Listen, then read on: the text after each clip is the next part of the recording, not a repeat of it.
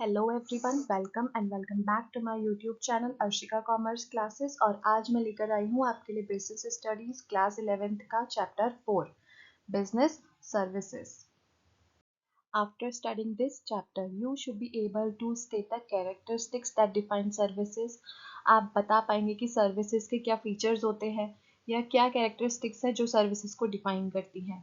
Goods and services के बीच में आप डिस्टिंग्विश कर पाएंगे, फर्क बताएंगे और different types of business services को क्लासिफाई कर सकते हैं। आप कॉन्सेप्ट बता पाएंगे ई बैंकिंग का और उसके क्या बेनिफिट्स हैं आज के टाइम में। आप आइडेंटिफाई कर सकते हैं और different types of insurance policies को क्लासिफाई कर सकते हैं, मतलब क्या क्या different types of insurance policies हैं प्रेजेंटली और किन प्रिंसिपल्स पे वो काम करती हैं। आप इम्पोर्टेंस बता पाएंगे और functions, transportation and warehousing का, और इसका मतलब भी आगे मैं आपको वीडियो में समझाऊंगी। Keep watching the video.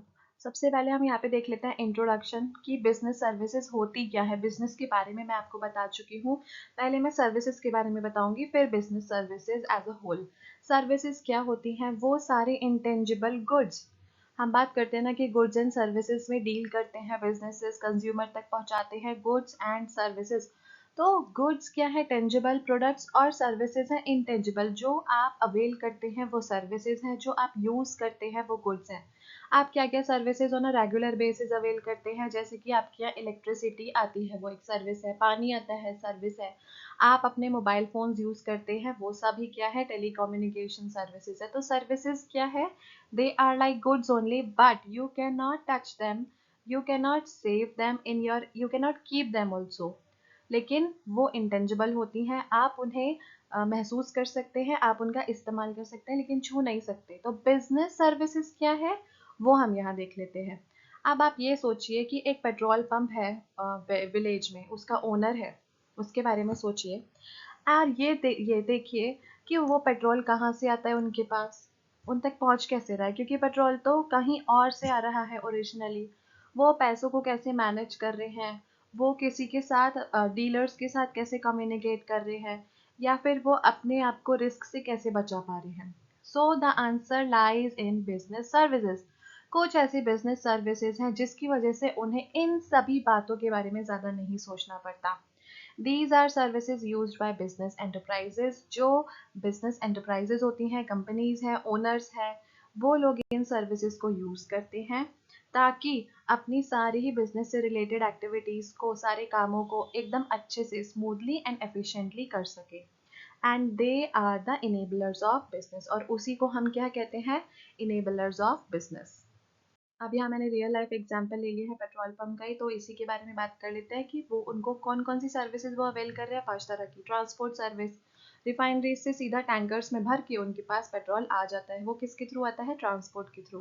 Where housing service, वो अपना स्टॉक मेंटेन करके रखते हैं, अपने पेट्रोल को डिपो में स्टोर करके रखते हैं, तो वो वेयर हाउसिंग सर्विस वो अवेल कर रहे हैं। कम्युनिकेशन सर्विस, कि सपोज पेट्रोल खत्म हो जाएगा या हफ्ते भर का स्टॉक उनके पास लेफ्ट है, तो वो फटाफट कॉल करके बता पा रहे हैं अपनी रिफाइनरीज में कि सर ऐसे ऐसे हमें यहाँ यहाँ रिक्वायरमेंट है। तो कम्युनिकेशन भी सर्विस ये वाली वो यूज़ करें। बैंकिंग सर्विसेज, ताकि उन्हें अपना बिजनेस एक्सपेंड करना है, भाई हमें एक और पेट्रोल पंप खोलना है या हमें यहाँ ही एक और कुछ मशीन्स लगा देनी है, तो उनको उसके लिए फंड्स चाहिए, तो वो लोन ले लेते हैं अपना बैंक से और अपने पेमेंट्स को भी मैनेज कर पा रहे हैं। कि आजकल जैसे हम स्कैन कर देते हैं पेट्रोल पंप पे जाके भी, तो उनके पेमेंट्स भी मैनेज हो जाते हैं बैंक्स के थ्रू, डायरेक्ट उनके बैंक में पैसा चला जाता है, तो वो बैंकिंग सर्विस को भी अवेल करते हैं। इंश्योरेंस सर्विसेज, क्योंकि वो भी एक रिस्क वाला ही काम है। सारे बिजनेसेस में भी, I told you in first and second video that risk is the part of business, risk is the essence of business, की रिस्क तो है ही बिजनेस में। तो क्योंकि वो भी जानते हैं कि उनके बिजनेस में भी रिस्क है और उनका तो छोटा सा भी थोड़ा नुकसान होगा तो उससे इम्पैक्ट ज़्यादा हो जाएंगे, तो इंश्योरेंस सर्विस भी वो अवेल करते हैं ताकि वो अपने पम्प्स को, अपनी प्रेमाइसिस को प्रोटेक्ट कर सके against fire, theft and etcetera. Now nature of services, nature क्या है सर्विसेज का वो जान लेते हैं। ये 5 आई हैं, इनको बहुत अच्छे से इनके नाम आप याद कर लीजिए, और अगर आप एग्जाम्स में फ्लो चार्ट की फॉर्म में या फिर बबल्स की फॉर्म में लिख कर रहेंगे तो अच्छी प्रेजेंटेशन होगी, अच्छे मार्क्स मिल जाएंगे आंसर शीट में।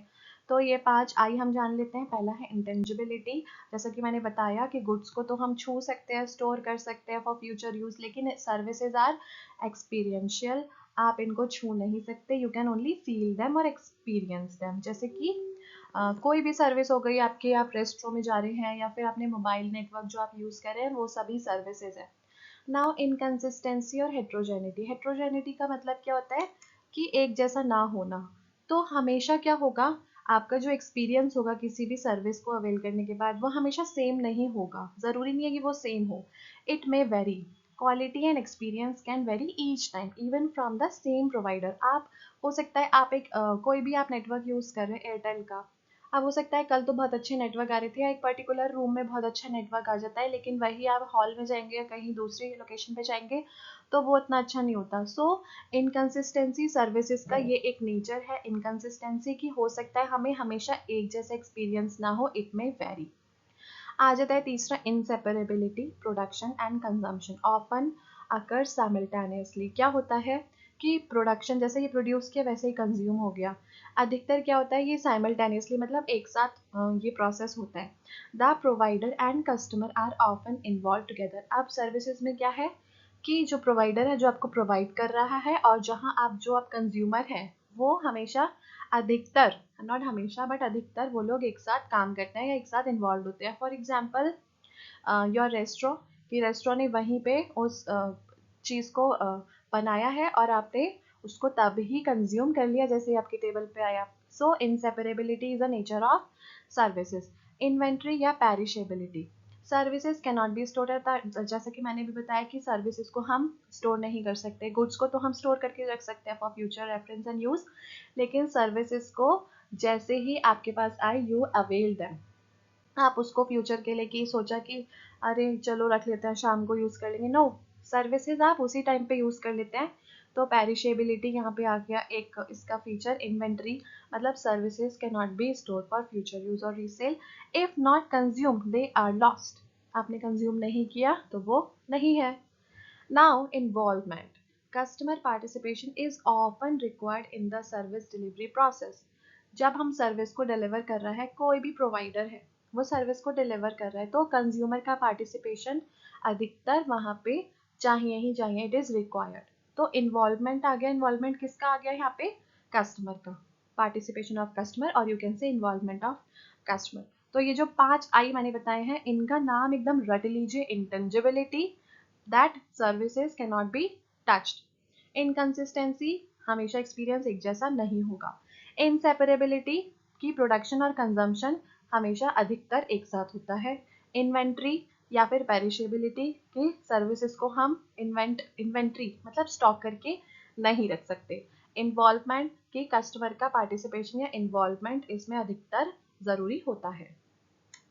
यहाँ मैंने आपको रियल लाइफ एग्जांपल्स दिए सर्विसेज के, जो अधिकतर हम लोग सभी हमने या हमारे फैमिली मेम्बर्स ने एक्सपीरियंस किए हैं। जैसे कि डॉक्टर से आप सर्विस लेते हैं, हम बीमार पड़ गए तो किसके पास जाएंगे, डॉक्टर के पास, तो वो क्या है, सर्विस है। मोबाइल नेटवर्क जो है वो भी सर्विसेज में आता है। रेस्टोरेंट में जाते हैं, दैट इज सर्विसेज। बार्बर, या फिर आप ट्रैवल कर रहे हैं बाय एयर, बाय रोड और बाय रेलवेज, तो या फिर आप एटीएम के थ्रू अपने पैसे विड्रॉ कर रहे हैं या कोई ट्रांजैक्शन आप कर रहे हैं, ये सब कहाँ है, ये सब क्या है, ये सब गुड्स नहीं है, ये क्या है, सर्विसेज है।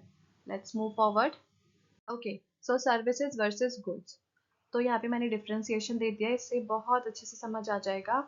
सर्विसेज में हमारे 5 तो नेचर ही आ गए जो हमने अभी पढ़ी थी सर्विसेज के। पहला है it is an activity, but goods are a physical object. जैसे कि watching a movie is a service, but buying a DVD और कैसेट, तो वो क्या है, गुड्स है। नाउ सेकेंड इज हेट्रोजेनियस होते हैं सर्विसेज, लेकिन गुड्स होते हैं होमोजेनियस। मतलब हेट्रोजेनियस में क्या बताया था, इनवेरिएबिलिटी, कि सर्विस क्या होती है, वो वेरिएबल होती है, उसके से जो एक्सट्रैक्ट होगा हमें एक्सपीरियंस जो मिलेगा वो हमेशा वैरी करेगा। लेकिन गुड्स आर होमोजीनियस, टूथपेस्ट हमेशा हमेशा वैसे ही आएगा जैसे आता है। सर्विसेज में दूसरा आ जाता है हमारा, थर्ड आ जाता है इंटेंजिबिलिटी, की जैसे कि हमने क्या सर्विस अवेल करी, डॉक्टर का ट्रीटमेंट, तो that is intangible.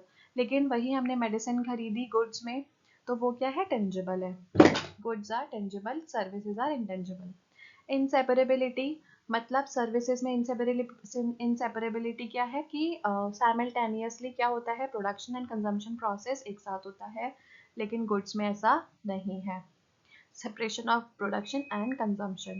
Now, inventory services cannot be kept in stock, but goods can be kept in stores या stock. सर्विसेज में किसका इन्वॉल्वमेंट ज़रूरी है, कस्टमर का पार्टिसिपेशन या involvement at the time of delivery ज़रूरी है, लेकिन गुड्स में ऐसा नहीं है. अब हम टाइप्स ऑफ सर्विसेज देख लेते हैं. तो यहाँ पे उनको 3 कैटेगरीज में क्लासीफाई कर दिया गया है सर्विसेज को. पहला बिजनेस सर्विस, सोशल सर्विस और third is personal service. Business service use by business enterprises for their activities.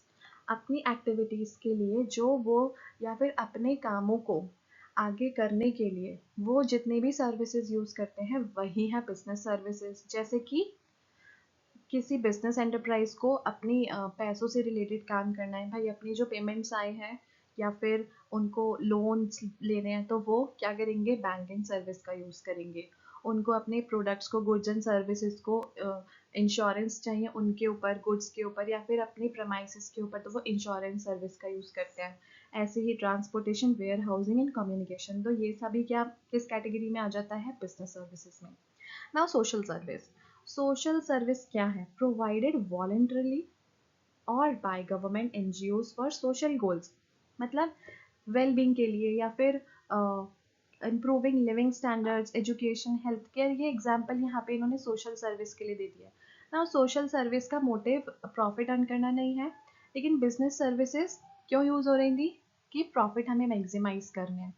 तो social services are done out of out of affection, for affection, कि भाई क्या है, गवर्नमेंट ने कुछ जो भाई वीकर सेक्शंस हैं या फिर जो चैलेंज लोग हैं उनके लिए जो उन्होंने सर्विसेज दी, वो क्या है, वो सारी सोशल सर्विसेज है.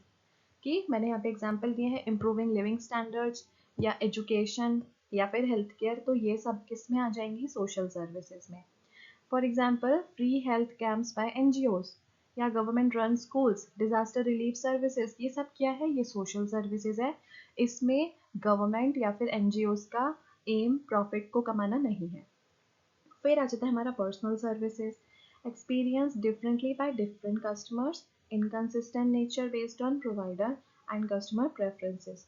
पर्सनल सर्विसेज में हमारी आ जाती हैं टूरिज्म, रिक्रिएशनल सर्विसेज, जैसे कि थीम पार्क्स हैं, हम लोग अधिकतर वीकेंड्स में जाते हैं घूमने, रेस्टोरेंट हो गए, सैलून आ जाते हैं, ये सब क्या है, ये पर्सनल सर्विसेज में. ये जो भी सर्विस एक पर्सन या इंडिविजुअल यूज करता है वो सब आ जाती है पर्सनल सर्विसेज की कैटेगरी में.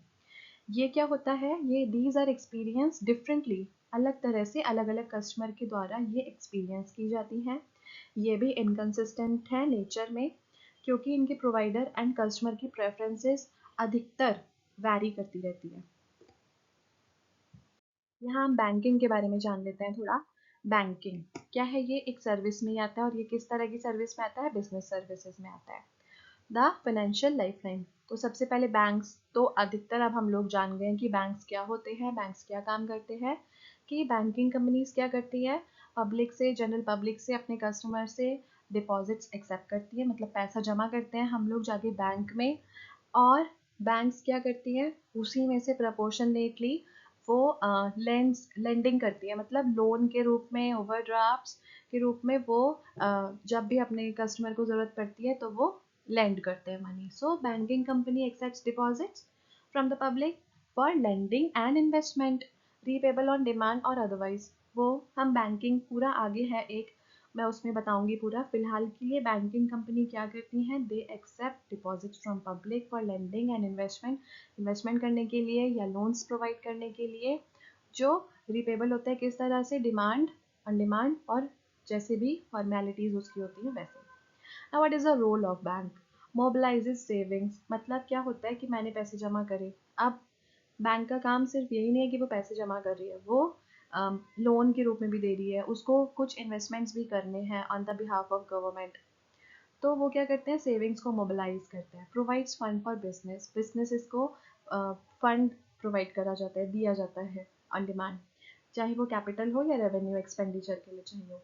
Deals in financial instruments. Now there are certain types of banks. Banks कितने तरह के हैं, 4 तरह के हैं. कमर्शियल बैंक्स हैं, कोऑपरेटिव बैंक्स हैं, स्पेशलाइज्ड बैंक्स हैं और सेंट्रल बैंक। सबसे पहले जान लेते हैं कमर्शियल बैंक। कमर्शियल बैंक वो है जहाँ पे जनरली हम लोगों के सेविंग्स अकाउंट होते हैं, ठीक है। तो ये क्या करते हैं कमर्शियल बैंक्स, ये पैसों में डील ही करते हैं। ये क्या करते हैं, हमसे पैसा लेंगे और डिपॉजिट्स को एक्सेप्ट करेंगे और लोन्स दे देंगे। जैसे कि पब्लिक सेक्टर बैंक्स हो गए, फॉर एग्जांपल एसबीआई हो गया हमारा, स्टेट बैंक ऑफ इंडिया, या प्राइवेट सेक्टर बैंक में एचडीएफसी हो गए हमारे, या फिर येस बैंक, बहुत सारे बैंक्स हैं। तो जितने भी पब्लिक सेक्टर बैंक्स और प्राइवेट सेक्टर बैंक्स जो क्या करते हैं, मनी को एक्सेप्ट करते हैं एज डिपॉजिट और लोन्स देते हैं, ये कमर्शियल बैंक हो गए। इनका क्या है, कमर्शियल बैंक क्यों किया गया, कि ये बिजनेस ही कर रहे हैं एक तरीके से। आ जाते हैं हमारे सेकंड, कोऑपरेटिव बैंक्स। ये क्या करते हैं, कुछ रूरल बैंक्स होते हैं, जैसे कि प्रथमा बैंक हमने सुना है, it is like prominent in UP. तो प्रथमा बैंक क्या करता है, वो स्पेशली वो जो रूरल या एग्रीकल्चर के लिए लोगों को मतलब फार्मर्स को लोन्स प्रोवाइड करते हैं ऑन चीप रेट्स। तो कोऑपरेटिव बैंक्स क्या करते हैं, they provide cheap credit to members. अपने मेंबर्स को ही ये लोग क्या करते हैं, क्रेडिट मतलब लोन देते हैं, तो specially for rural and agriculture purposes. तो first the example for cooperative bank is Prathama bank. Now specialised banks, specialised bank क्या करते हैं, जो स्पेसिफिक नीड्स होती हैं लोगों की, जैसे एक्सपोर्ट इंपोर्ट का हो गया या फिर इंडस्ट्रीज के लिए, तो स्पेशलाइज्ड बैंक इन लोगों के लिए काम करता है, केटर टू स्पेसिफिक नीड्स, जैसे कि import and export and import banks या फिर industrial banks. Now central bank, central bank कौन है भाई, हमारा सेंट्रल बैंक है RBI, reserve bank of India. तो सेंट्रल बैंक क्या काम करता है, it supervises, controls and regulates all commercial banks. जितने भी कमर्शियल बैंक हैं उनके पापा कौन है, RBI, reserve bank of India. Reserve bank of India क्या करता है, वो सारे ही कमर्शियल बैंक्स को सुपरवाइज करता है, देखता है कि ये क्या काम कर रहे हैं, उनकी एक्टिविटीज़ या उनके फ्यूचर जो भी उनके एक्टिविटीज़ रहेंगी उनको कंट्रोल करता है और उनको रेगुलेट करता है टाइम टू टाइम। तो ये हो गए हमारे types of banks, commercial bank, cooperative bank, specialized bank and central bank. Hope समझ आ गया होगा। यहाँ हम कमर्शियल बैंक की बात कर लेते हैं। यहाँ पे उसके कुछ फंक्शंस हैं जिससे एकदम क्लियर हो जाएगा कि कमर्शियल बैंक का क्या काम है। सो कमर्शियल बैंक क्या करता है, एक्सेप्टेंस ऑफ डिपॉजिट। अब क्या होता है कि हम जनरल पब्लिक के अकाउंट्स होते हैं, अकाउंट्स भी कुछ तरह के हैं कमर्शियल बैंक्स में, जैसे कि for normal your savings only, for general public savings account होता है। कुछ करंट अकाउंट्स होते हैं, जनरली जो लोग बिजनेस में होते हैं, सोल प्रोप्राइटर्स होते हैं, वो लोग करंट अकाउंट खोल लेते हैं। और कुछ फिक्स डिपॉजिट्स होते हैं कि भाई हमारा इतना अमाउंट है, सपोज 75,000, 1 लाख जितना भी है, मतलब वो हमने सेव कर दिया फॉर अ सर्टेन पीरियड, कि हमने 1 साल के लिए, या फिर कुछ स्कीम्स आती रहती हैं कमर्शियल बैंक्स में कि आप 555 डेज के लिए करेंगे तो आपको इतना परसेंट मिल जाएगा इंटरेस्ट, और ऐसे। तो पहला चीज़ क्या हो गया, पहला फंक्शन हो गया कमर्शियल बैंक का, एक्सेप्टेंस ऑफ डिपॉजिट्स। ये अपने जनरल पब्लिक से, अपने कस्टमर से डिपॉजिट्स एक्सेप्ट करती है। Lending of funds, now they land funds, मतलब वो लोन के रूप में या फिर वो कैश क्रेडिट, ओवरड्राफ्ट, इन सब के रूप में क्या करती है, पैसा लेंड करती है, मतलब आपको उधार देती है ना। Overdrafts, cash credits, term loans, customer credits, discounting bills, ये क्या है, ये सब तरह है, टाइप्स हैं जिसमें वो फंड्स को लेंड करती है अपने जनरल कस्टमर्स को। Now cheque facility, cheque facility मतलब हमें एक चेक बुक दे दी जाती है। हमारा जब भी हम अपना अकाउंट खोलते हैं बैंक में, तो हमें कुछ डॉक्यूमेंट्स देते हैं, जैसे कि हमें एटीएम कार्ड मिलता है, हमें पासबुक मिलती है, हमें चेक बुक मिलती है। तो चेक फैसिलिटी भी हमें कौन देता है, commercial bank. Enables easy withdrawal and transfer of funds, कि हमें सपोज कुछ 50,000 या उससे ऊपर का पैसा हमें निकालना है अपने अकाउंट से, तो हम चेक का यूज़ करते हैं, अगर आप बैंक से ही फिजिकली जाके ट्रांजेक्शन कर रहे हैं। या फिर हमें किसी को फंड्स देने हैं, अपने फंड्स किसी को ट्रांसफ़र करने हैं, तो वो भी हम चेक फैसिलिटी से करते हैं। Now remittance of fund, remittance of fund मतलब transferring money from one place to another. NEFT, RTGS या बैंक ड्राफ्ट्स के थ्रू ये लोग क्या करते हैं, पैसे को ट्रांसफ़र करते हैं। तो वो क्या होता है, वो फिजिकली नहीं होता, वो उनके सिस्टम से ही हो जाता है। So fourth function is remittance of fund, कि बैंक क्या करती है, हमारे पैसे को ट्रांसफ़र करती है एक जगह से दूसरी जगह। भाई मैं बैठी हूँ मुंबई में, मुझे यहाँ से लखनऊ पैसे भेजने हैं, तो मैं क्या करूँगी, एनईएफटी कर दूँगी अपने मोबाइल बैंकिंग के थ्रू। या आरटीजीएस कर दूंगी। तो इससे क्या होगा, पैसा ट्रांसफ़र भी हो जाएगा, और कोई भी अगर शॉर्टकमिंग होती है या कुछ होता है तो बैंक हमें तुरंत कांटेक्ट कर लेता है ना। अलाइड सर्विसेज, हमें अलाइड सर्विसेज भी मिलती हैं कुछ, जैसे कि हमारे बिल पेमेंट्स हो जाएंगे, लॉकर फैसिलिटीज़ हमें देता है bank, under writing services, buying selling shares, collecting dividends. तो ये कुछ अलाइड सर्विसेज भी आ जाती हैं, इनको याद कर लीजिए कि हमें बैंक और कौन कौन कौन सी सर्विसेज देता है। जो जो ऊपर दी हुई सारी सर्विसेज के अलावा एडिशनल सर्विसेज हैं, उनको अलाइड सर्विसेज कहते हैं। कुछ बैंक्स हमें लॉकर फैसिलिटीज़ भी देती हैं कि भाई हमारी जो महंगी चीज़ें हैं, हमारे गहने हो गए या हमारे प्रॉपर्टी के पेपर्स हो गए या कुछ जो हमें काफ़ी हम घर में नहीं रख सकते या हम सेफ नहीं फील करते उसको अपने साथ रख के, तो हम क्या करते हैं, लॉकर में रख आते हैं। तो ये कुछ एलाइड सर्विसेज हो गए, कौन कौन से, bill payments, locker facilities, underwriting services, buying selling of shares या कलेक्टिंग डिविडेंड्स, ये भी हमें कमर्शियल बैंक्स प्रोवाइड करता है। Now E banking, the digital revolution. E banking क्या है, इलेक्ट्रॉनिक बैंकिंग। मतलब आपको बैंक जाना नहीं पड़ा, आपने कहीं भी जहाँ भी आप हैं दुनिया के कोने में, अपने फ़ोन या अपने कंप्यूटर, अपने लैपटॉप के थ्रू जब आप बैंकिंग ट्रांजेक्शन्स करते हैं या बैंक का कुछ भी काम करते हैं without going to the bank, तो वो आ जाता है ई बैंकिंग में। तो ई बैंकिंग की डेफिनेशन जान लेते हैं, इलेक्ट्रॉनिक बैंकिंग और बैंकिंग यूजिंग इलेक्ट्रॉनिक मीडिया। जब हम इलेक्ट्रॉनिक मीडिया यूज़ करते हुए ही बैंकिंग, मतलब उसी के थ्रू बैंकिंग करते हैं, तो वो इलेक्ट्रॉनिक बैंकिंग होती है।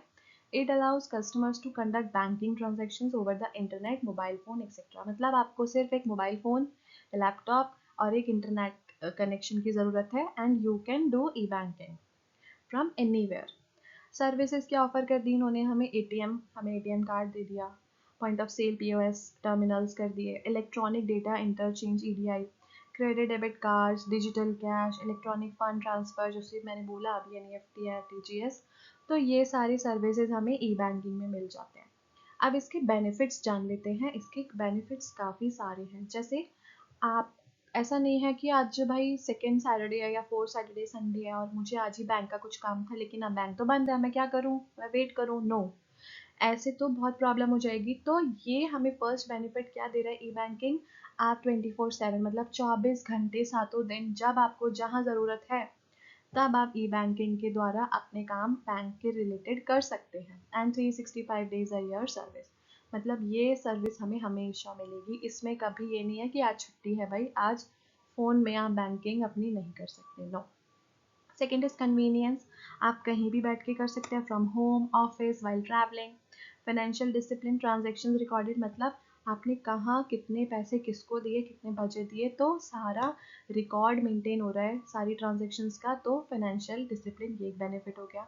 Greater security, less need to carry cash, because हम हमेशा मतलब बहुत सारा कैश कैरी नहीं कर सकते हर जगह, वो थोड़ा सा इनसिक्योरिटी आ जाती है कि भाई खो ना जाए, गिर ना जाए, कुछ चुरा ना ले। तो ग्रेटर सिक्योरिटी हमें मिल रहा है ई बैंकिंग से कि हमें बहुत सारा कैश कैरी करके कहीं जाने की ज़रूरत नहीं है ना। बेनिफिट्स फॉर बैंक्स, अब ये तो कस्टमर के लिए बेनिफिट्स हो गए, अब बैंक के भी कुछ बेनिफिट्स है कि उनको कंपेटिटिव एडवांटेज मिल जाता है।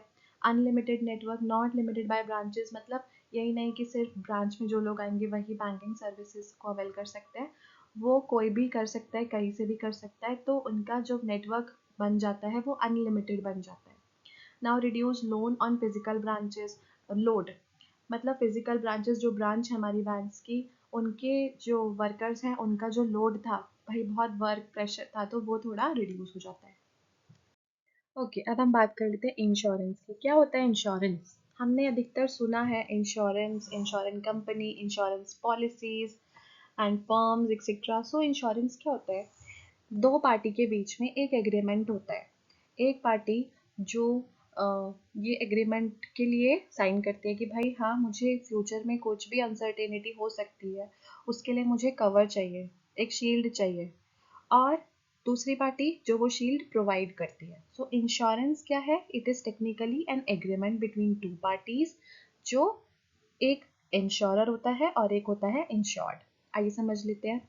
डेफिनेशन इसकी है, a device by which the loss likely to be caused by any uncertain event is spread over a number of persons exposed to it. A contract where one party, insurer, agrees to pay an agreed amount to another insured for loss, damage, injury in return for a consideration premium. अब यहाँ पे मैं आपको 3-4 terms बताऊंगी जिससे insurance भी समझ आ जाएगा और जो टर्म्स हैं वो भी बहुत अच्छे से समझ आ जाएंगी। तो पहली टर्म आ जाते हैं यहाँ पे इंश्योर्ड। इंश्योर्ड कौन है? The person taking the insurance policy, जो वो एग्रीमेंट को साइन कर रहा है, ले रहा है उस पॉलिसी को, जिसका रिस्क कवर कर देती है कंपनी, उस पर्सन को कहते हैं इंश्योर्ड। मतलब वो अब इंश्योर हो गया कि हाँ भाई अब मैं बेफिक्र हो गया। सो बेफिक्र हम समझ लेते हैं by the term insured. Now second term is insurer और अंडरराइटर। इंश्योरर कौन है? वो इंश्योरेंस कंपनी को ही इंश्योरर कहते हैं। Which insures the risk of loss is known as insurer. Insurer कौन है? The firm insuring the risk. Now policy, what is policy? Policy is a written agreement between the two parties. What is premium? अब premium क्या है? जो insured person है, he agrees to pay a fees in small period payments and it to its insurance company। उसी fees को कहते हैं premium. Premium किसे कहते हैं? कि भाई आपने कोई पॉलिसी खरीदी इंश्योरेंस कंपनी से, अब उसके बदले क्या करोगे आप थोड़े थोड़े पीरियड में थोड़ा कुछ एक कंसिडर्ड अमाउंट आप पे करते रहोगे, उस पेमेंट को कहते हैं हम प्रीमियम। ठीक है।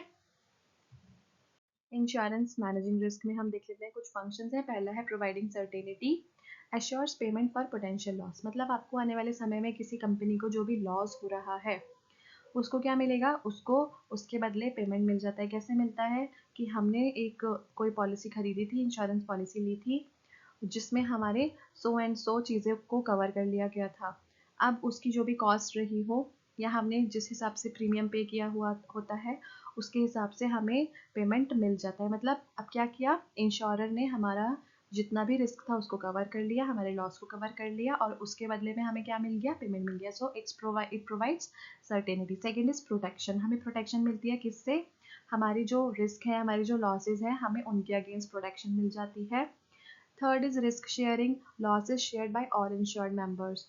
मतलब लॉस को कौन कौन शेयर करता है? All insured members.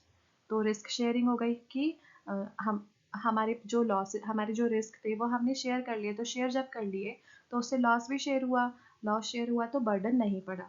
सो तीसरा फंक्शन हमें क्या मिल रहा है इंश्योरेंस से? Risk sharing. And fourth is assist in capital formation. Premiums are invested by insurance. मतलब प्रीमियम्स कौन इन्वेस्ट करता है? प्रीमियम्स जो मिलते हैं इंश्योरर को इंश्योर्ड से। मतलब मैंने इंश्योरेंस पॉलिसी एक खरीदी है, मैं हूँ इंश्योर्ड, लेकिन जिससे मैंने खरीदी है वो है इंश्योरर। मैं जो कि एक इंश्योर्ड हूँ जिसने पॉलिसी खरीदी है वो प्रीमियम पे करता है फ्रॉम टाइम टू टाइम। वो प्रीमियम का कंपनी क्या करती है? उसको इन्वेस्ट कर देती है। Simple. So 4 steps, 4 functions: providing certainty, protection, risk sharing and assist in capital formation. अब यहाँ कुछ प्रिंसिपल्स हैं इंश्योरेंस के, वो क्या है वो हम जान लेते हैं। Outmost good faith. मतलब both insurer and insured must disclose all material facts honestly। पहला प्रिंसिपल है कि ये लोग ऑनेस्टी पे ही काम करते हैं। हमें हर चीज़ को, जो भी छोटी से छोटी या बड़ी से बड़ी सारी चीज़ों को कंपनी के साथ, इंश्योरर के साथ डिस्क्लोज करना पड़ता है। Insurable interest. मतलब the insured must have a financial stake in the subject matter of insurance. कि जो बंदा इंश्योर्ड है उसको क्या होना चाहिए? थोड़ा उसके पास भी फाइनेंशियल स्टेक होना चाहिए, उसके पास भी कुछ उसका भी कुछ होल्ड होना चाहिए in the subject matter of insurance. Third is indemnity. मतलब applicable to fire and marine.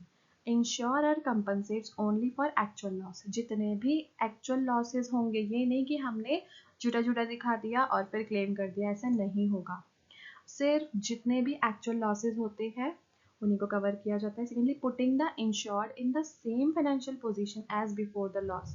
मतलब उनका कोई प्रॉफिट तो नहीं होगा, लेकिन लॉस से पहले जिस पोजीशन में वो थे वही पोजीशन, मतलब जितने फंड्स उनके पास लॉस से पहले थे, दे मेक श्योर कि उनको लॉसेस ना हो। लॉसेस किस कंडीशन में होते? कि भाई सपोज फायर या फिर थेफ्ट या फिर कोई भी डिजास्टर की वजह से उनके लॉस हो गए, उनकी बिल्डिंग गिर गई। अब उन्हें क्या करना पड़ेगा? बिल्डिंग को दोबारा बनाना पड़ेगा। दोबारा बनाने में उनके फिर से पैसे लगेंगे, डुप्लीकेशन हो जाएगी। तो उस डुप्लीकेशन को कौन कट कर देता है? कंपनीज। ठीक है। So putting the insured person in the same financial position as before the loss. तो ये आ जाता है हमारा इंडेमनिटी में।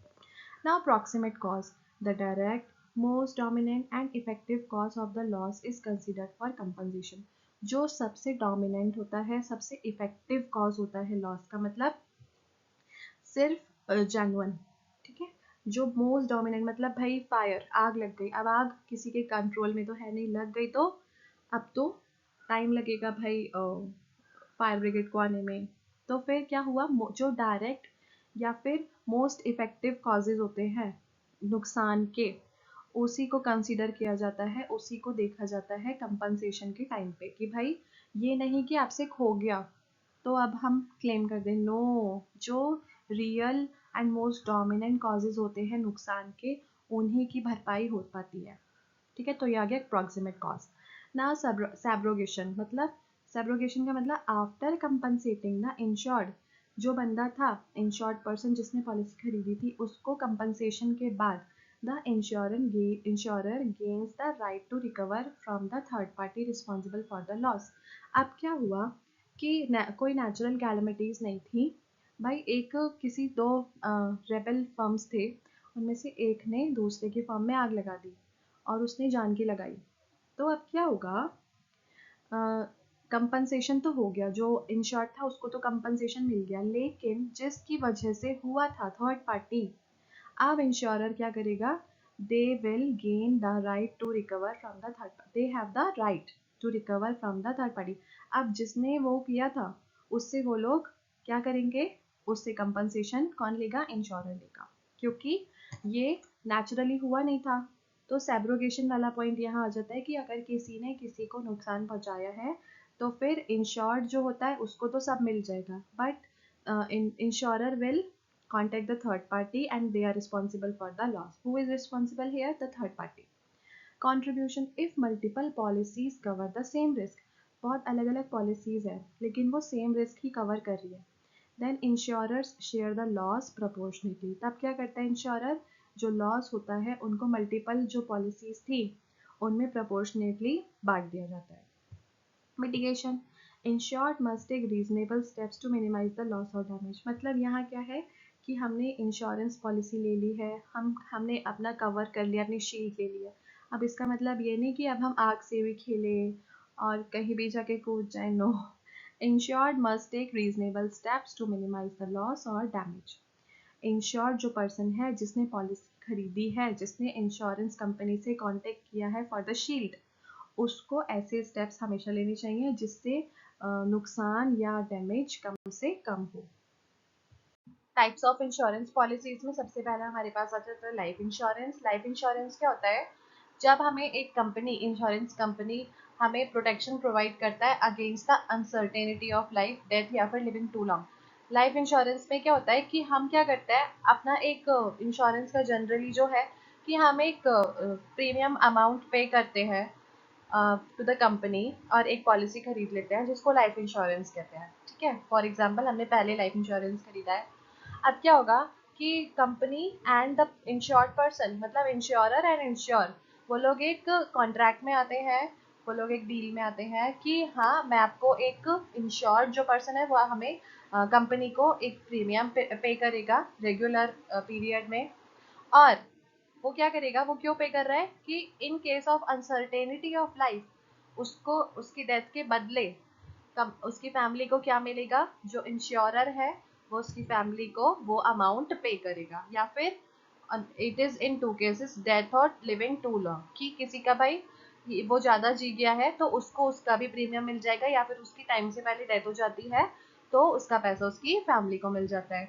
Also has an investment component, returns a sum on maturity और डेट। जब वो इंश्योरेंस पॉलिसी मेच्योर हो जाएगी, उसकी मेच्योरिटी डेट आ जाएगी, तब वो एक सम ऑफ मनी देता है या फिर डेथ पे, तो ये एक इन्वेस्टमेंट की तरह भी हो जाता है। नाउ टाइप्स क्या है इसके लाइफ इंश्योरेंस के, या तो लोग होल लाइफ का लेते हैं, पूरी जिंदगी का, एंडोमेंट का, joint life, annuity, children's endowment. तो ये सारे इसके टाइप्स आ जाते हैं। जैसे कि हमें अब लाइफ इंश्योरेंस से क्या क्या हुआ, फाइनेंशियल सेफ्टी मिल गई, लाइफ कवर हो गया, ग्रेट रिटर्न, इसमें रिटर्न भी अच्छा मिल जाता है, टैक्स बेनिफिट्स कि लोग टैक्स बर्डन से बचने के लिए भी लाइफ इंश्योरेंस खरीदते हैं तो टैक्स बर्डन कम हो जाते हैं। है ना, and it secure your future and peace of mind, है ना। तो कुल मिला के आप बेफिक्र हो जाते हो आपने लाइफ इंश्योरेंस खरीद लिया है तो। दूसरा टाइप है इंश्योरेंस का general insurance. Now general insurance क्या करता है, जो नॉन लाइफ रिस्क होते हैं हमारी जिंदगी से रिलेटेड नहीं है उनको जनरल इंश्योरेंस कवर कर लेता है। जैसे कि फायर इंश्योरेंस हो गया, मरीन इंश्योरेंस हो गया, या कुछ और इंश्योरेंस है, for example health insurance, motor vehicle insurance, तो वो सारे अदर इंश्योरेंसेज में आ जाते हैं। तो जनरल इंश्योरेंस क्या करेगा, काम वही करेगा इंश्योरेंस वाला, लेकिन लाइफ के अलावा जो नॉन लिविंग थिंग्स हैं, नॉन लाइफ रिस्क है उनको कवर करने के लिए जनरल इंश्योरेंस, जैसे कि फायर इंश्योरेंस, किसी की फैक्ट्री में वेयर हाउस में आग लग गई है तो उसको कंपनसेट कौन करेगा, सारे लॉस को कंपनी इंश्योरर।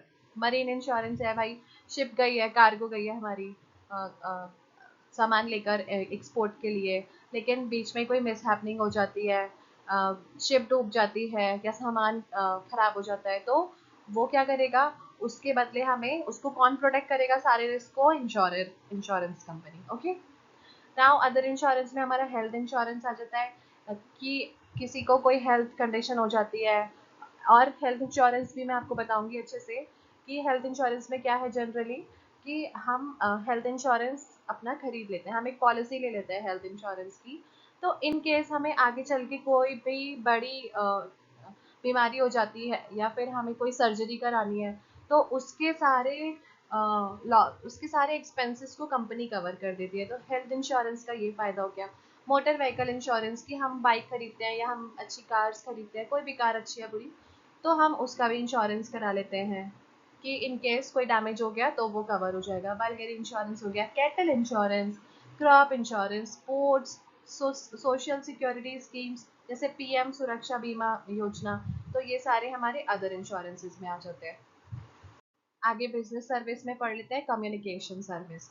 तो कम्युनिकेशन सर्विस, कम्युनिकेशन का मतलब हम सभी जानते हैं, इसकी इंपॉर्टेंस बता देते हैं यहाँ पे कि it is essential for businesses to establish links with suppliers, customers, competitors and the outside world, needs to be efficient, accurate and fast. तो कम्युनिकेशन सर्विस हमारी बिजनेस एंटरप्राइजेज यूज करते हैं, ये उनमें से एक सर्विस है। वो क्यों यूज करते हैं, ताकि वो लिंक्स उनके बीच में इस्टेब्लिश हो सके, किनके बीच में, सप्लायर्स के बीच में। भाई जो मैन्युफैक्चरर है और जो सप्लायर है उनको भी कम्युनिकेट करना ज़रूरी है, ठीक है। फिर सप्लायर जो है डीलर्स के साथ कम्युनिकेट करेगा, या रिटेलर्स के साथ कम्युनिकेट करना है, या रिटेलर्स कस्टमर के साथ। तो जनरली कम्युनिकेशन सर्विस हमें क्यों एसेंशियल है, it is essential for businesses to establish links. Okay, आगे आ जाता है पोस्टल सर्विसेज। तो पोस्टल सर्विसेज में टू टाइप्स आ गए, financial and mail. Financial postal services में क्या आ जाता है, सेविंग स्कीम्स है, जैसे कि PPF, public provident fund, NSC, money orders, international money transfer. तो ये कैसे हो रहा है, ये भी एक तरीके से पोस्टल सर्विस का ही काम होता है। और दूसरा आ जाता है मेल। मेल मतलब नॉट जनरली ईमेल्स बट जो पार्सल फैसिलिटीज होती है, ठीक है, स्पीड पोस्ट हो गए, ग्रीटिंग पोस्ट, डायरेक्ट पोस्ट, तो ये सब आ जाएंगे पोस्टल सर्विसेज में। Now telecom services. Telecom services का मतलब कि वर्ल्ड क्लास इंफ्रास्ट्रक्चर इज की for economic development. Economic development के लिए सबसे अच्छा वर्ल्ड क्लास इंफ्रास्ट्रक्चर होना चाहिए। अब टेलीकॉम सर्विसेज में हमारे आ जाते हैं सेलुलर मोबाइल सर्विसेज, जो हम रेगुलरली यूज़ करते हैं, ठीक है, जैसे कि voice non voice messages, data, PCO, है ना, पीसीओ पहले बहुत हुआ करते थे। Now second is fix line services, जैसे अभी आई डोंट नो सबके पास होता है या नहीं, बट इनिशियल पीरियड में जब टेलीकॉम सर्विसेज का ज़्यादा हुआ था हमारी कंट्री में, तब लैंडलाइन फ़ोन्स हर घर में हुआ करते थे, और इवन बिल्कुल इनिशियली पूरी कॉलोनी में किसी के एक घर में होता था और सब लोग वही यूज़ करते थे। सो फिक्स लाइन सर्विसेज में क्या आता है, फिक्स्ड, कि भाई वो एक जगह फिक्स रखा रहेगा, वो मोबाइल नहीं है, मतलब मोबाइल एज एन कि आप उसको लेके हर जगह नहीं जा सकते, it is connected with wires, तो वो क्या है, लैंडलाइन फ़ोन्स हैं। Cable services. केबल सर्विसेज पहले के टाइम में हम लोग केबल वाले से अपनी क्या नाम है, टीवी के लिए हम लोग केबल वाले को कांटेक्ट करते थे, और वो हमें डिश प्रोवाइड करके जाते थे। जैसे उसमें हम मीडिया सर्विसेज हो गए, टू वे कम्युनिकेशन भी हो जाता था। फिर आ जाते हैं हमारे वी सैट सर्विसेज, मतलब सैटेलाइट बेस्ड कम्युनिकेशन। उस वो it was flexible, it was reliable, remote areas में वी सैट सर्विसेज यूज होती थी। DTH service, direct to home satellite TV services. Okay, so these are the telecom services. Transportation services आ जाते हैं. Now this is very essential, like all other services. Transportation का बहुत अहम role है business के लिए. तो क्या है इसकी इम्पोर्टेंस देख लेते हैं. Moves goods and passengers by rail, road, air and sea. Transportation में हमारे 4 मोड्स हैं, वो हम सभी ने छोटी छोटी क्लासेस में पढ़ा है. हमारे बाय वाटर मतलब शिप के थ्रू, या रेलवेज, रोडवेज एंड एयरवेज. तो ये हमारे 4 मोड्स ऑफ ट्रांसपोर्टेशन है, ये तो नहीं बताना पड़ेगा. बस हाँ, हम यहाँ पे इसकी इम्पोर्टेंस या की रोल जान लेते हैं, बिजनेस में इसका क्या रोल है. तो ट्रांसपोर्टेशन सर्विसेज क्यों यूज़ हो रही हैं. वो गुड्स को या फिर लोगों को एक जगह से दूसरी जगह पहुंचाने के लिए ट्रांसपोर्टेशन बहुत अहम है. Removes the hindrance of place. हाँ, वो प्लेस का जो बैरियर है कि भाई जहाँ पे मैन्युफैक्चर हो रहा है वहाँ पे तो वो कंज्यूम होगा नहीं, फाइनल जो उसका कंजम्पशन है वो किसी और प्लेस में होगा. तो वो जो प्लेस का एक बैरियर होता है, हिंड्रेंस होता है, उसको रिमूव करता है ट्रांसपोर्टेशन सर्विसेज. और गुड्स को उनके सारे ही कस्टमर्स जहाँ भी हैं, वो जहाँ भी रहते हैं वहाँ तक अवेलेबल करवाता है क्या, ट्रांसपोर्टेशन सर्विस. ना बिजनेस के लिए इसका क्या रोल है कि speed and efficiency are crucial for business transactions and supply chains. तो ट्रांसपोर्टेशन सर्विस से हमें क्या फ़ायदा हुआ. एक तो स्पीड मिल गई. स्पीड कैसे मिल गई कि अगर हमें एक्सपोर्ट करना है, तो अगर कोई पैदल चल के जाएगा तब तो भूल जाओ, है ना. तो क्या होगा कि अगर हमें एक्सपोर्ट करना है तो वो जनरली बाय वाटर्स या बाय एयर होता है ना. तो स्पीड मिल गई यहाँ पे. अगर हम यही हम जो एंशियंट टाइम में हुआ करता था अगर वैसे ही करें, तब तो आई थिंक इंफ्रास्ट्रक्चर एकदम ठप हो जाएगा. तो बिजनेस के लिए क्या की रोल है ट्रांसपोर्टेशन सर्विस का कि स्पीड एंड एफिशिएंसी, वो बिजनेस ट्रांजैक्शंस के लिए या सप्लाई चेन्स के लिए बहुत ज़्यादा क्रूशियल है. और वो हमें किससे मिलता है, ट्रांसपोर्टेशन सर्विसेज से. इंफ्रास्ट्रक्चर, डेवलपमेंट ऑफ रोड्स, जैसे कि गोल्डन क्वाड्रिलेटरल हो गया, है ना.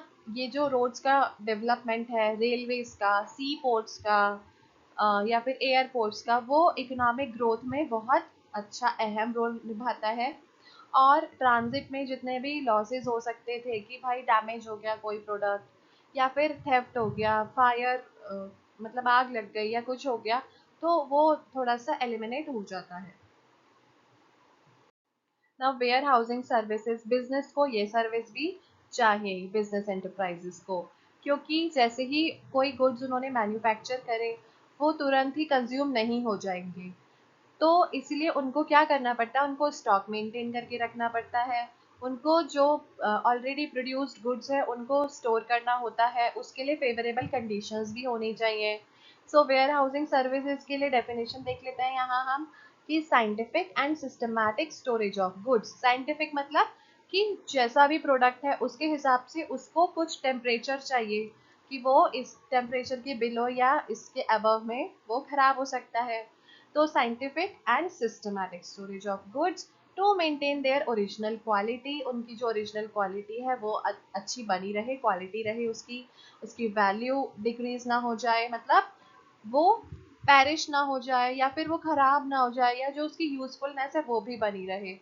कि इस सब चीज़ों के लिए वेयर हाउसिंग सर्विसेज का यूज होता है. Modern warehouses are logistical service providers. और जो प्रेजेंटली वेयर हाउस जो है मॉडर्न टाइम के, वो हमें लॉजिस्टिक्स भी प्रोवाइड करते हैं, मतलब वो ट्रांजिशन में भी हेल्प करते हैं, ट्रांजिट कर सकते हैं एक जगह से दूसरी जगह पे. यहाँ पे हम टाइप्स पढ़ लेते हैं. प्राइवेट वेयर हाउसेज है जो कि owned and leased by a company for its own goods. मतलब कंपनी ने अपने पर्सनल यूज के लिए या तो वो उसको ओन करते हैं उनका खुद का, या फिर वो उसको रेंट पे ले लेते हैं. जैसे कि यहाँ पे एग्जांपल दे दिया, a large retail chains own warehouse. कोई लार्ज रिटेल चेन है, जैसे कि रिलायंस का हो गया, या फिर कोई भी बहुत सारे रिटेल ओनर्स या चेन्स होती हैं, उनके जो खुद के वेयर हाउस होते हैं वो प्राइवेट वेयर हाउस होते हैं. Public warehouse it is use by anyone after paying a storage fee. Government regulated होते हैं। पब्लिक से हम समझते हैं जहाँ भी पब्लिक नाम आएगा वहाँ पे ये समझ जाना है कि जो की रोल है वो गवर्नमेंट का है। तो ये कोई भी यूज़ कर सकता है, उनको बस स्टोरेज फी देनी है and anybody can use it. और उनके सारे जो रेगुलेशंस होते हैं, उसके जितने भी ऑपरेशंस होते हैं ऐसे वेयर हाउस के, वो कौन संभालता है? पब्लिक यानी कि sorry government. Now bonded warehouses. Bonded warehouses क्या है? These are licensed by government to store imported goods before customs duty payment facilities and for trade. Bonded warehouses वो होते हैं, ये गवर्नमेंट के द्वारा लाइसेंस्ड होते हैं, मतलब इनको गवर्नमेंट से लाइसेंस लेना पड़ता है। और ये किसके लिए यूज होते हैं? To store imported goods. Custom duty payment मतलब कस्टम चेक से पहले उन गुड्स को स्टोर करना पड़ता है। किन गुड्स को? जो इम्पोर्ट किए गए हैं। वो कहाँ होते हैं? बॉन्डेड वेयर हाउस में। Government warehouses fully owned and managed by the government. अब गवर्नमेंट वेयर हाउसेज कौन से हैं? जो टोटली है भी किसके? गवर्नमेंट के, और मैनेजमेंट भी कौन दिखता है? गवर्नमेंट। तो फूड कॉर्पोरेशन ऑफ इंडिया ये इसका एक एग्जाम्पल है। Now cooperative warehouses, just like cooperative societies, वैसा ही कोऑपरेटिव वेयर हाउस भी है। These are set up by cooperative societies for their members. ये कोऑपरेटिव सोसाइटीज जो होती हैं टू एनी पर्टिकुलर थिंग या पर्टिकुलर सोसाइटी से रिलेटेड जो होता है, उनके ही ये वेयर हाउस होते हैं और ये अपने मेंबर्स को ही प्रोवाइड करते हैं। फंक्शंस ऑफ वेयर हाउसिंग, सबसे पहले है कंसोलिडेशन। क्या करते हैं? अलग अलग जगहों से जो हमारे पास गुड्स आते हैं उनको कंबाइन कर दिया जाता है ताकि वो एक ही बार में आगे शिप कर दिया जाए। शिपमेंट मतलब एक जगह से दूसरी जगह भेज दिए जाए। Break the bulk, large quantity में जो सामान आता है उनको छोटी छोटी क्वांटिटीज में डिस्ट्रीब्यूट करने के लिए बांट दिया जाता है। वो काम भी हमारे लिए वेयर हाउस कर देते हैं। स्टॉक पाइलिंग, जो सीजनल स्टोरेज होता है गुड्स का, उसको मतलब जैसे गुड्स होते हैं कुछ, सपोज ग्रीन पीज होती है, उनका एक पर्टिकुलर सीजन है, तो उसको ये लोग क्या करते हैं? ये लोग इस वेयर हाउस में उसको स्टोर करके रखते हैं ताकि प्राइसेस को स्टेबलाइज किया जा सके। ठीक है, तो seasonal storage of goods to stabilize prices. Value added services, हमें क्या क्या और वैल्यू एडेड सर्विसेज मिल जाती है? मिक्सिंग, पैकेजिंग, लेबलिंग, ग्रेडिंग, ये सब भी हमारे लिए वेयर हाउसेज ये वाला फंक्शन भी हमारे लिए करके देते हैं। Price stabilization, adjusting supply with demand. आगे 12th क्लास में आप लोग इकोनॉमिक्स में पढ़ेंगे डिमांड एंड सप्लाई।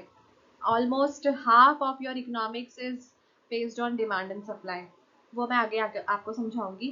फिलहाल क्या करते हैं? जितनी डिमांड होती है उसके हिसाब से ही सप्लाई हो, तो उसका जब एडजस्टमेंट रहेगा तो प्राइस भी स्टेबलाइज रहेंगे। तो प्राइस स्टेबलाइजेशन का काम हमारे लिए कर देता है warehousing, adjusting supply with demand. जितनी डिमांड है उतनी ही सप्लाई हो सामान की। Financing, owners can advance money on goods as security. Financing का भी काम कर देते हैं। क्या करते हैं? हम लोग अपना उन वेयर हाउसेज से कुछ मैन्युफैक्चरर्स मनी एडवांस मतलब पैसा उधार ले लेते हैं। कहते हैं कि आप एज अ सिक्योरिटी हमारा गुड्स रख लो और हमें थोड़ा पैसा उधार दे दो। तो ये कुछ फंक्शंस हैं जो वेयर हाउस हमारे लिए कर देते हैं। आई होप आपको पूरा चैप्टर समझ आया होगा। यहाँ पे मैं कंक्लूजन आपको देना चाहूँगी पूरे चैप्टर का। हमने इसमें क्या पढ़ा है? हमने we learn about the business services are indispensable for the smooth and efficient functioning of any enterprise in today's dynamic global economy। जो बिजनेस सर्विसेज हैं, जितनी भी हमने बिजनेस सर्विसेज पढ़ी हैं, वो indispensable है, मतलब उनको अलग नहीं किया जा सकता और वो उनका रोल काफ़ी अहम है। किसके लिए अहम है? For smooth and efficient functioning.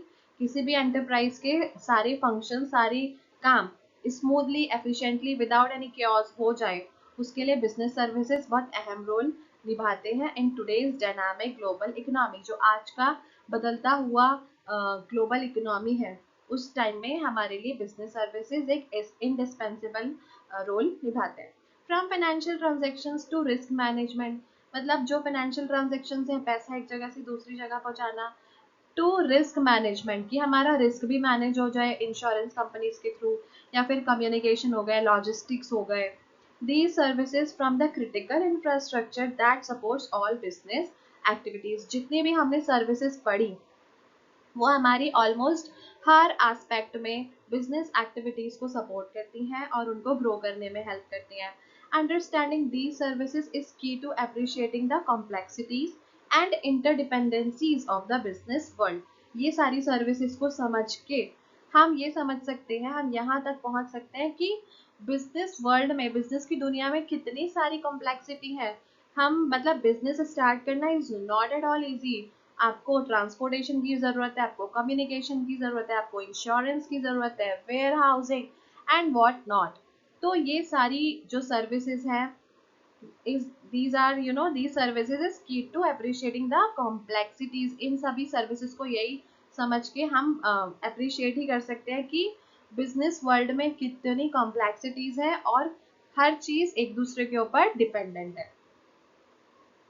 इस चैप्टर को समझने के बाद आप ये क्वेश्चंस आराम से आंसर कर सकते हैं. First I have given here, how has the rise of e commerce increase the importance of transportation and warehousing services. Second, can you think of a business that doesn't rely on at least one of the services discussed today? Why or why not? What are some ethical considerations related to insurance, utmost good faith? तो ये सारे कुछ questions मैंने यहाँ पे दिए हैं. Generally मैं एनसीईआरटी बुक से क्वेश्चंस लेती हूँ, बट एज्यूमिंग कि हम सभी सीबीएसई वाले सारे स्टूडेंट्स के पास एनसीईआरटी बुक होगी ही, तो आप वहाँ से अपने क्वेश्चंस, जिस क्वेश्चन में भी आपको प्रॉब्लम आए, आप इसी वीडियो के नीचे कमेंट बॉक्स में आप अपने क्वेश्चंस लिख सकते हैं और मैं सारे ही क्वेश्चंस को as soon as possible answer करती हूँ. And hope you like the video. Please keep watching my video and share with your friends. Thank you so much for watching my video. Please like, share and subscribe. Thank you.